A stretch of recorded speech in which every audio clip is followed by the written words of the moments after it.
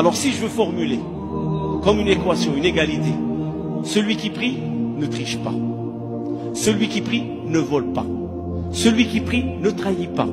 Celui qui prie n'arnaque pas. Celui qui prie ne connaît pas de la jalousie. Celui qui prie ne connaît pas de la rancune. Celui qui prie ne peut pas avoir ses défauts. Son cœur, il est purifié. C'est Allah qui donne. Tu rentres dans ta prière, tu dis Allahu Akbar. Tu sais ce que ça veut dire Allahu Akbar? C'est-à-dire Allah est au-delà de tout. Au-delà de la dunya. La jalousie, c'est quoi? C'est la dunya. La rancune, c'est quoi? C'est l'ego. La rancune, c'est parce que tu n'as pas aimé qu'on te blesse. Alors tu retiens rigueur. Et tu ne veux pas oublier. Tu deviens rancunier et rancunière pour satisfaire ton ego. Et quand tu dis Allahu Akbar, ça ne va pas avec l'ego. L'ego et Allahu Akbar ne vont pas ensemble. L'ego et la jalousie ne vont pas ensemble. L'ego, Allahu Akbar et la jalousie, tout ça ne va pas avec Allahu Akbar. Quand tu dis Allahu Akbar, tu dois chasser tout cela. Tu dois éliminer tout cela. C'est la bonté qui s'installe. Aime le bien à tout le monde. Une personne d'entre vous ne sera croyante jusqu'à ce qu'elle aime à son frère, ce qu'elle aime pour elle-même ou pour soi-même. Et c'est ça ce qui va avec la prière. Est-ce que vous croyez quand Allah dit subhanahu wa ta'ala, on a fait de vous la meilleure communauté qu'on a sortie aux gens? Une communauté qui vole, une communauté qui arnaque, une communauté qui triche, une communauté qui rend au lieu de la sécurité l'insécurité? Impossible. Impossible. Allah nous qualifie de la meilleure des communautés dans l'acte, dans la bienfaisance, dans le comportement, dans l'éthique. C'est ça la meilleure des communautés. C'est pas une communauté comme il se passe actuellement. On est à une semaine du mois de Ramadan et les gens veulent coller à Ramadan, ils veulent attribuer à Ramadan leur caractère et leur tempérament mauvais durant le mois de Ramadan. Il y a des gens qui dépendent de la cigarette, d'autres dépendent de la drogue et d'autres dépendent de plein de vices et plein de défauts. Il arrive le Ramadan, il fait le jeûne, il doit s'abstenir. Mais s'abstenir de fumer, le cerveau interpelle, c'est le stress. Et dès qu'on se fronte à la personne, s'approche, on veut causer avec lui ou parler, on l'irrite. Il ne supporte pas. Alors c'est une bombe à retardement, il va s'exploser. Et tu lui dis, qu'est-ce qui se passe? Tu dis, tu m'excuses, c'est le Ramadan. Non, tu m'excuses, c'est ta cigarette. C'est pas le Ramadan. C'est ta cigarette qui est en train de te faire des tours. C'est ta drogue qui est en train de te malmener. C'est ta chicha qui est en train de te ruiner. Et ainsi de suite, et ainsi de suite. Alors ne dis pas le Ramadan. Le Ramadan, il est là pour te purifier.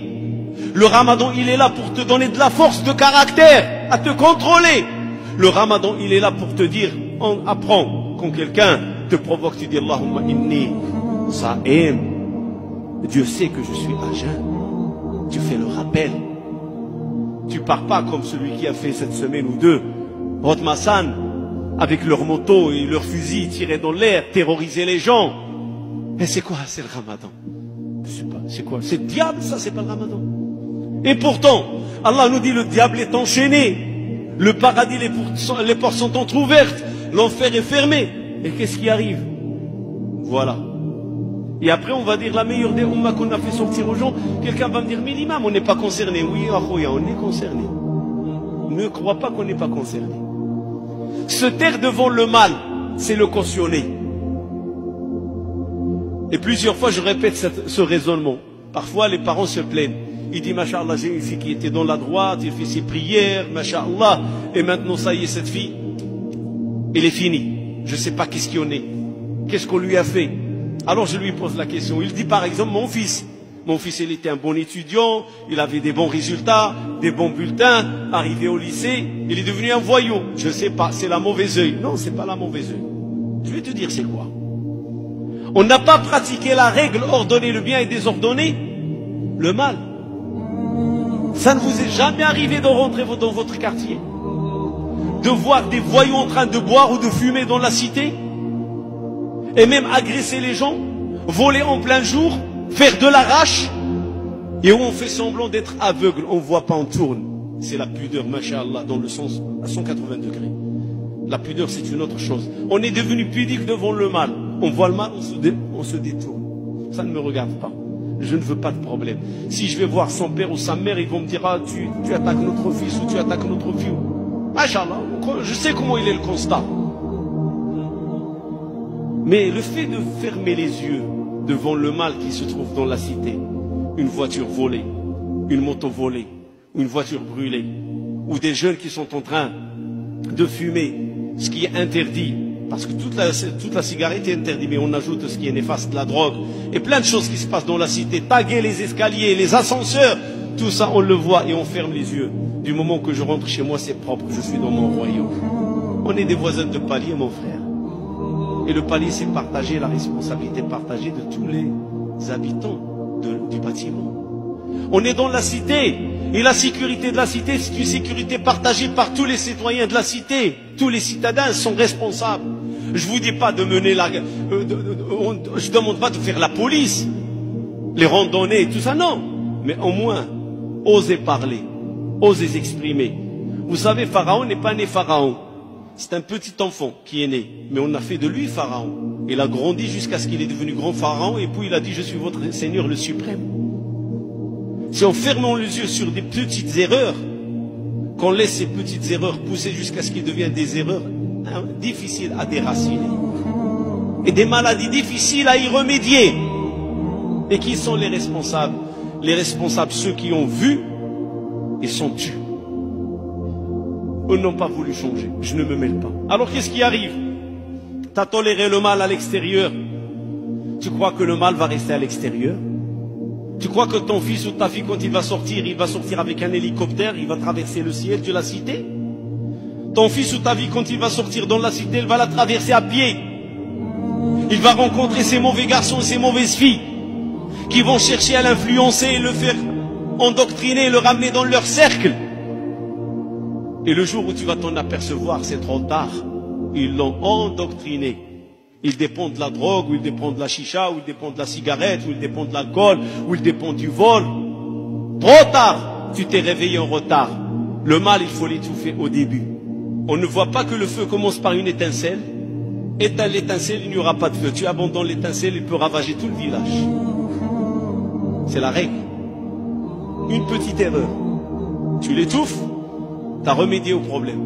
Tu laisses, elle va pousser, elle va faire des dégâts. Et c'est comme ça que le mal est rentré chez nous, dans nos foyers. Il a attaqué nos enfants, garçons et filles. Même il a attaqué nos épouses. Pourquoi? Parce qu'on l'a toléré à l'extérieur. On n'a rien fait pour y remédier. Et pourtant, on est la umma de ceux qui font la prière. Et donc, on n'a pas compris les finalités de la prière. La prière, c'est ce bien que j'aime pour moi, je dois l'aimer pour l'autre. Et comment l'aimer pour l'autre? Soit inciter à le faire, j'interpelle la personne à prier, ou soit inciter à la personne à arrêter le mal. Quand le prophète il dit, les musulmans c'est des frères les uns les autres. Et il a dit, oh, porte secours à ton frère, juste ou injuste. Sahaba, ils ont dit, on sait comment lui porter secours quand il est juste. Mais comment lui porter secours quand il est injuste? Il a dit, tapez sur sa main. Empêchez-le de faire l'injustice. C'est ça le rôle de la Ummah. Et c'est cette Ummah, c'est cette communauté qu'on peut dire que ces mosquées, ça sert à quelque chose. Que ces imams, ça sert à quelque chose. Et aller à la mosquée, ça sert à quelque chose. Et prier, ça sert à quelque chose. C'est ça le but de la prière.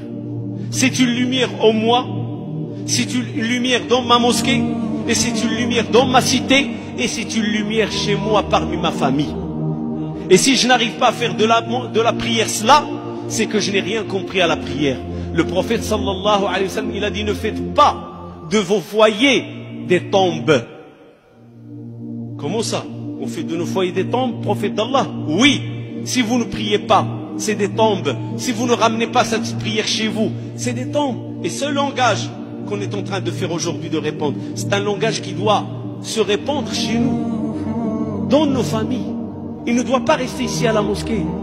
Moi je parle, vous entendez, mais on doit le faire sortir à l'extérieur de la mosquée. C'est comme une lumière, tu la prends, comme une torche. Une torche, il ne donne pas la lumière qu'autour d'elle. C'est tout l'environnement.